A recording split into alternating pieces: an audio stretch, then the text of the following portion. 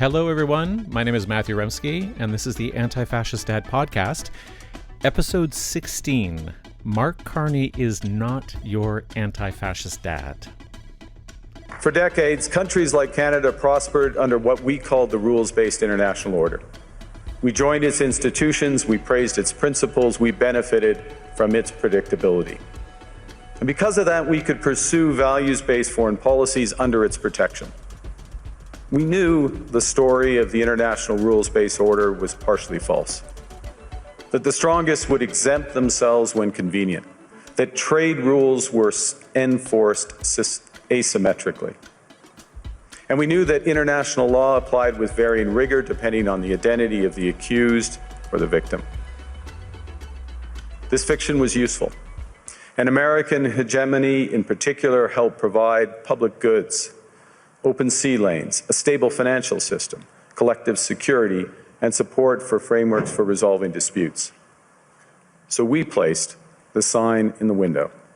We participated in the rituals, and we largely avoided calling out the gaps between rhetoric and reality. This bargain no longer works. Prime Minister Mark Carney is not my guest today, but after a news item, my focus will be on him. So no interview today, just pure anti-fascist analysis.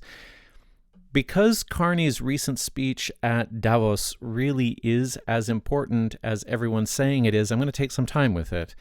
But in my view, it's not important for the obvious truth we just heard him confess, but for the lessons it provides about the deep contradictions and hypocrisies of liberal politics, and how, when it pretends to stand up to fascism, it's really asking that the capital order return to an era of better optics.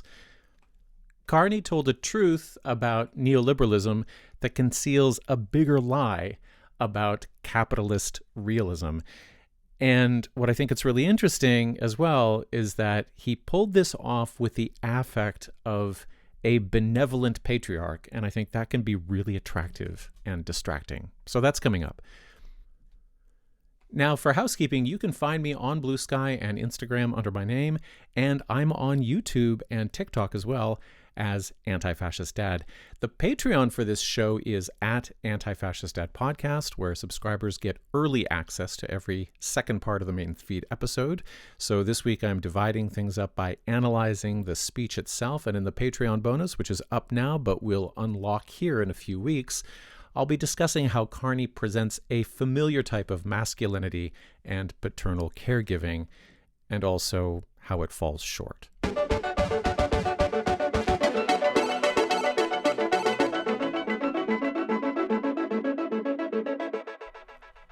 I'm going to open with a news update.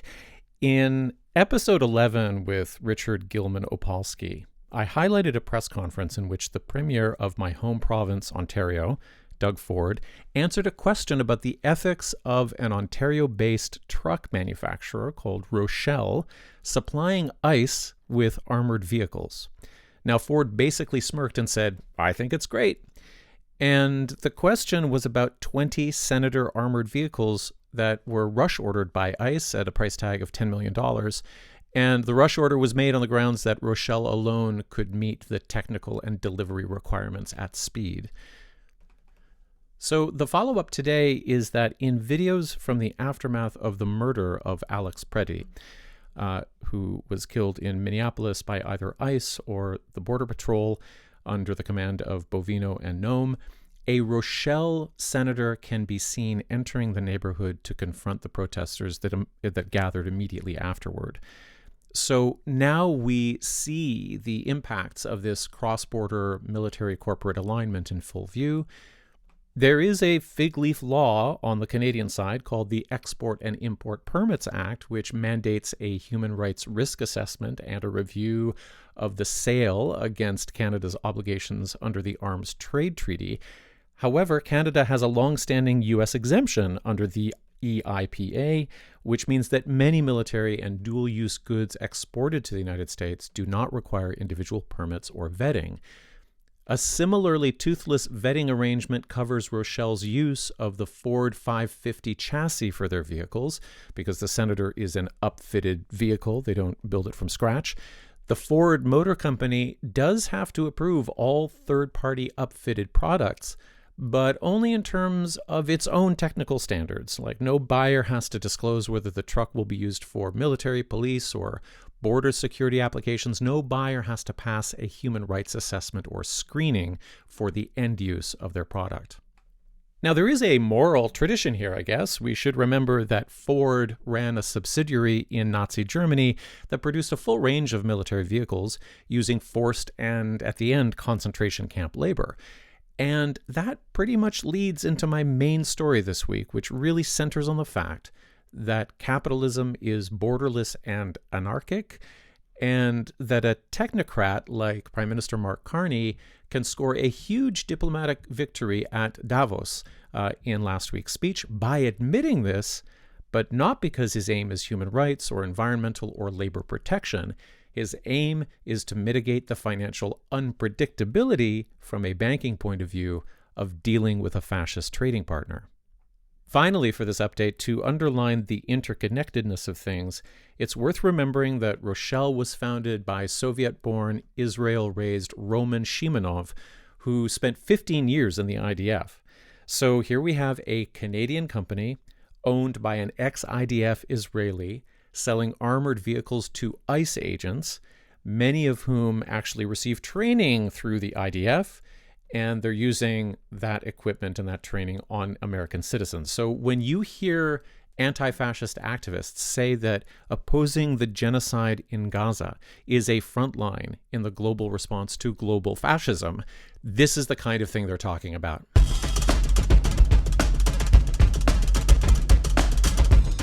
For 150 years, Marxists and everyone else on the left have contemplated the principle that the modern nation state exists to regulate the flow of capital for the ruling class.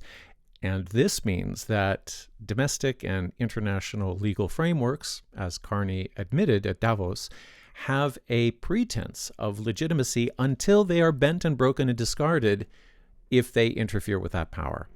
In anti-fascist circles, it's just common knowledge that we get as much government support and democratic input as capital allows. So you could have sat in any one of 1,000 union halls or cafes in the neighborhoods of workers or artists over the past generations and heard a version of Carney's analysis. International bosses control the money and buy the politicians who make the laws to regulate the money. And we shouldn't pretend it's otherwise. We shouldn't pretend that bureaucrats and bankers are willing or able to do anything more than serving the capital that has put them where they are. But if you heard or shared that analysis in that union hall or cafe, coloring it in with examples from daily life, there would have been a moral to it and a reason for telling it. You would have told it for solidarity, to affirm with your friends that you were in it together, that your failings as individuals are not yours alone, but they have structural influences. You would share that analysis along with coffee or beer, and you would have strengthened your awareness of your class condition. That is not why Mark Carney shared his instantly famous analysis. He wasn't in a union hall or a cafe. He was on the dais at Davos, speaking to G20 leaders and the wealthiest investors in the world who are there to make money on the final leg of his trade mission to China and Qatar to lock in new deals for Canada in response to fascist instability in the U.S. Carney did not share the analysis to express solidarity with workers at the mercy of U.S. hegemony, to whom, he says, the rules were applied unevenly and whose pain was often overlooked. Carney is expressing solidarity with his fellow leaders and investors who now feel confused and dysregulated because the world's superpower is not a dependable trade partner. He's giving voice to their felt sense that the international rules-based order always felt hollow and precarious in the shadow of such dominating strength, but not from the perspective of those at the bottom, most immiserated by capitalism. He's talking on the level of how companies of smaller countries get dominated by companies from more powerful countries. And in so doing, he's echoing similar complaints made by British and U.S. officials in the late 1930s and early 1940s about how doing business with Hitler was just becoming so inconvenient. On January 17, 1940, Sir Ronald Cross, who was the literal Minister of Economic Warfare under Chamberlain, summarized the years-long struggle as the Nazis prepared for their first major land assaults that spring. Quote, "For years past, Germany has been conducting her foreign trade, particularly in the Danubian countries, not as an ordinary trader in a free country, but by elaborate clearing and barter organizations, which had the effect of giving her a substantial hold over the foreign trade of a number of smaller countries. Germany, moreover, had wielded her commercial, industrial, and military political power into an effective instrument of economic warfare, and had been waging such a war against some of her smaller neighbors for some years past." Now, another little noted aspect of Carney's speech is that it is framed from the jump in anti-communist terms. Here's how he opens. So this comes right before the clip I played at the top. In 1978, the Czech dissident Václav Havel, later president, wrote an essay called The Power of the Powerless. And in it, he asked a simple question: how did the communist system sustain itself? And his answer began with a greengrocer. Every morning, this shopkeeper places a sign in his window: "Workers of the world unite." He doesn't believe it. No one does. But he places the sign anyway to avoid trouble, to signal compliance, to get along. And because every shopkeeper on every street does the same, the system persists. Not through violence alone, but through the participation of ordinary people in rituals they privately know to be false. Havel called this living within a lie. The system's power comes not from its truth, but from everyone's willingness to perform as if it were true. And its fragility comes from the same source. When even one person stops performing, when the greengrocer removes his sign, the illusion begins to crack. Friends, it is time for companies and countries to take their signs down. There is so much going on in this little anecdote that he uses as a framework for the entire speech. African-Canadian lawyer and writer Zilla Jones has a really good breakdown of this, and it's up on Facebook, and so I'll start there. She writes, "He launches into a story from the communist-ruled Czech Republic about a shopkeeper putting up a sign saying 'Workers of the world unite,' although he doesn't believe it, just to go along with the crowd and avoid trouble. I'm already annoyed. What's the problem, you might ask? The communists were bad, and they did suppress freedom of speech. That's a valid example.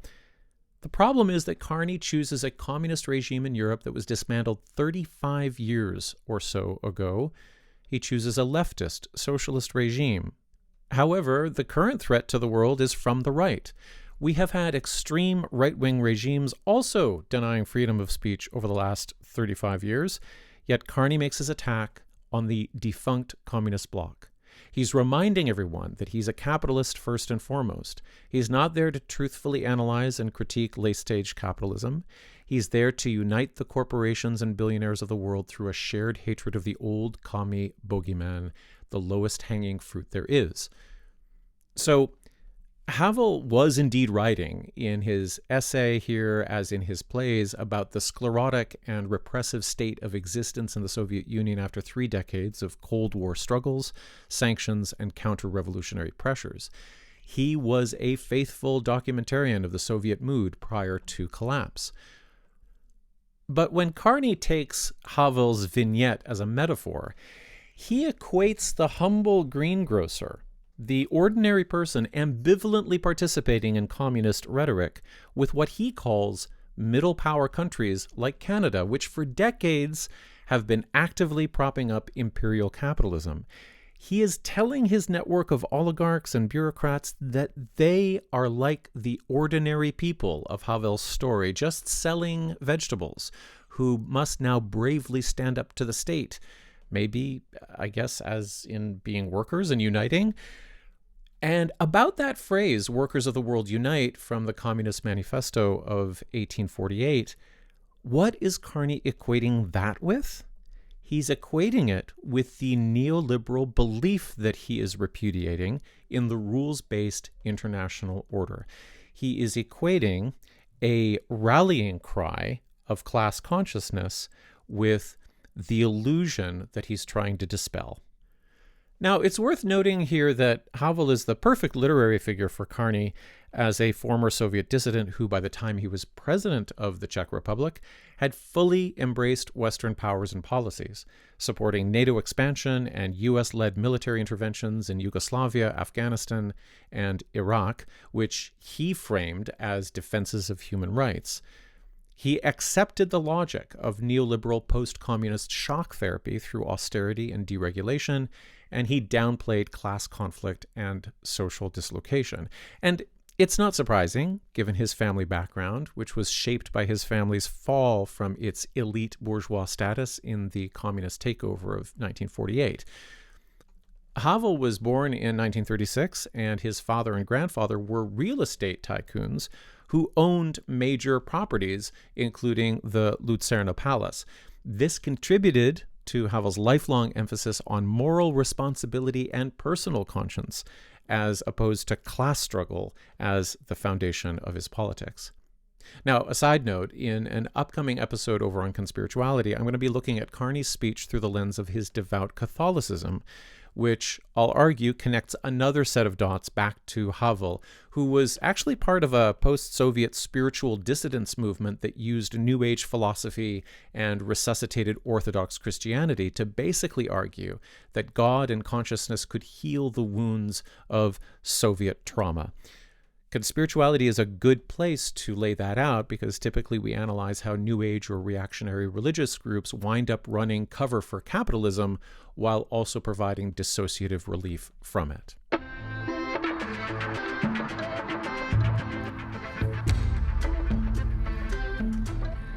So the speech breaks down roughly into two themes. Now, as we've heard, for about 45% of Carney's 18 minutes there, he offers the diagnosis that the rules-based international order was a useful fiction sustained by ritual compliance.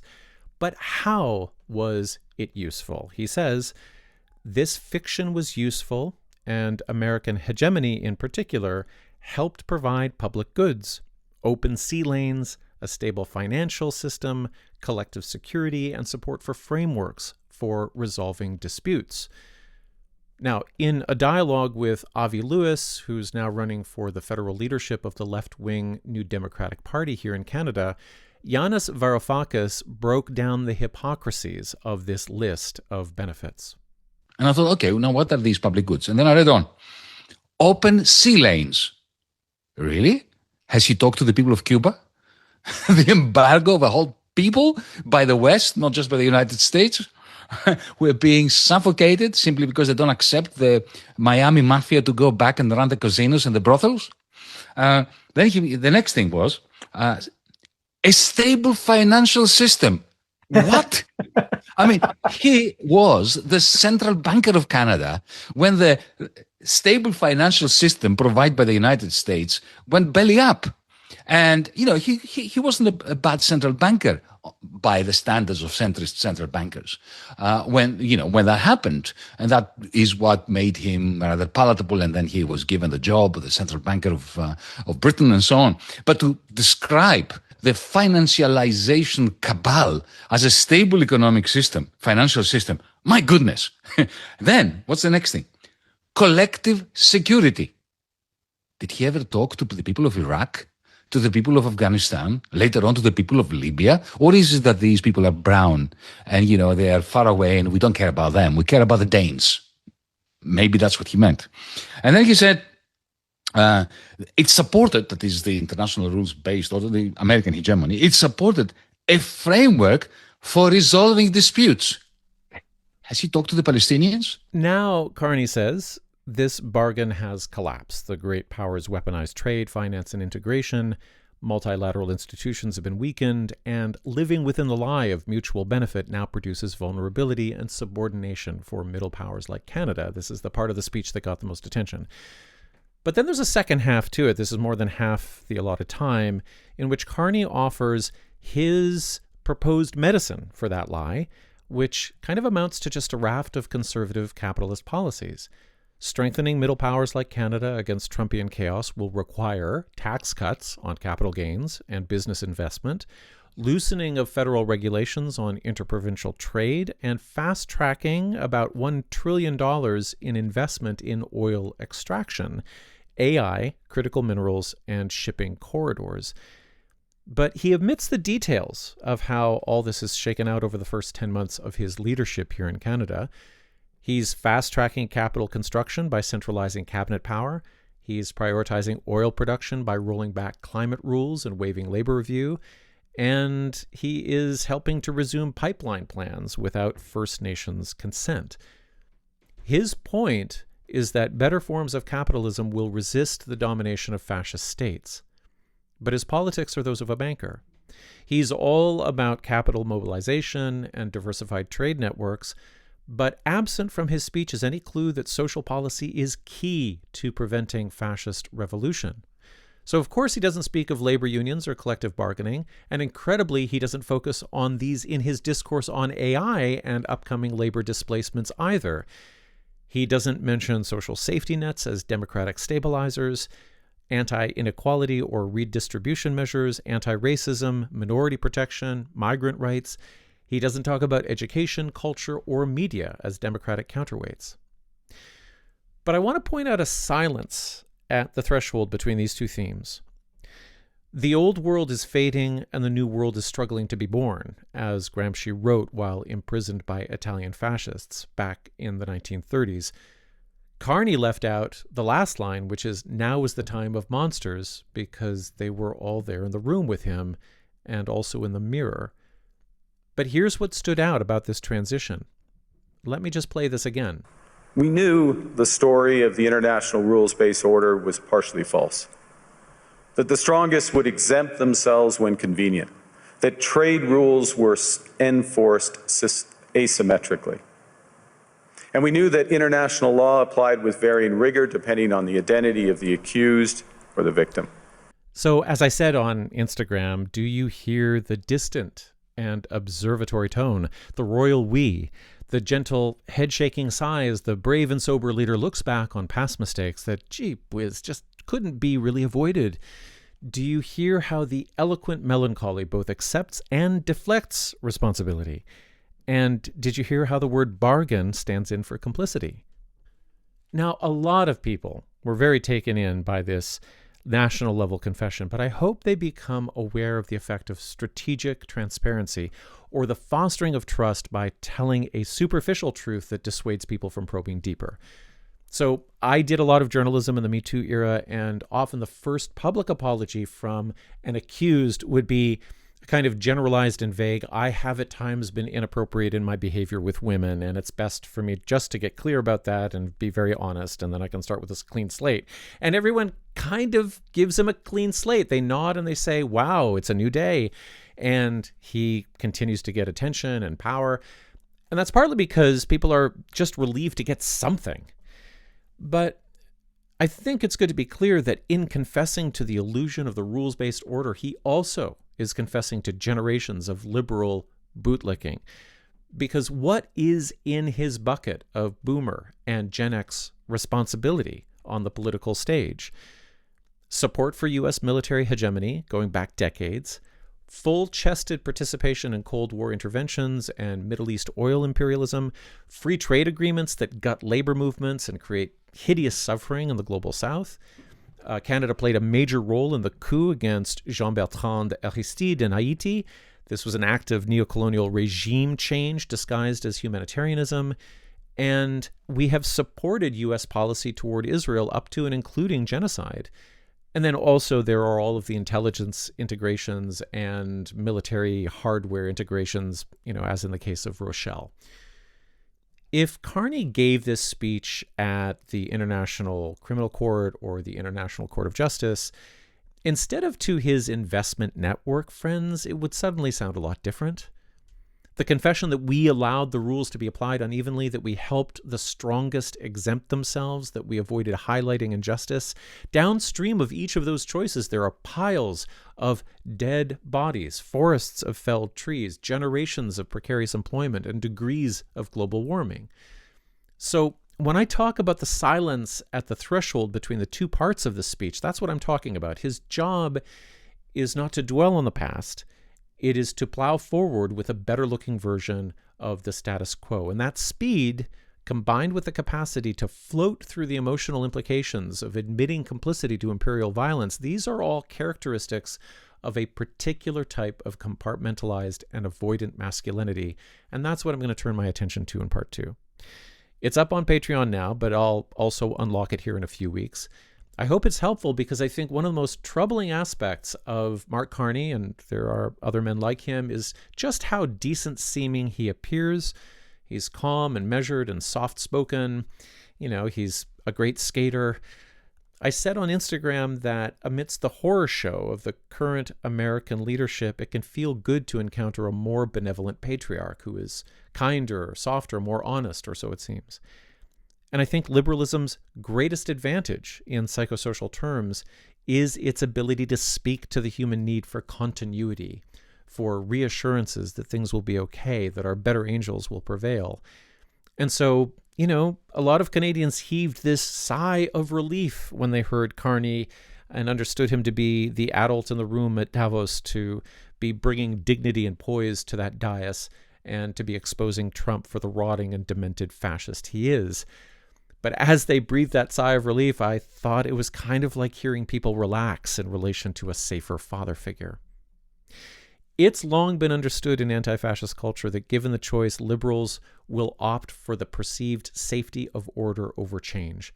And this is why, when push comes to shove, they'll negotiate with, appease, and ultimately back stronger and stronger forms of capitalist domination, because it's what they know. It's how they believe the world can be ordered in a safer way. It's more predictable than letting the working class decide what it wants and needs. So that's all coming up in part 2. And it really revolves around the fact that Trump has thrown us into a search for patriarchal alternatives. We're looking for kinder fathers in this sweatshop, but I think we need parenting that leads outside of the sweatshop altogether. So that's all in part 2, now up on Patreon. Take care of each other, everyone.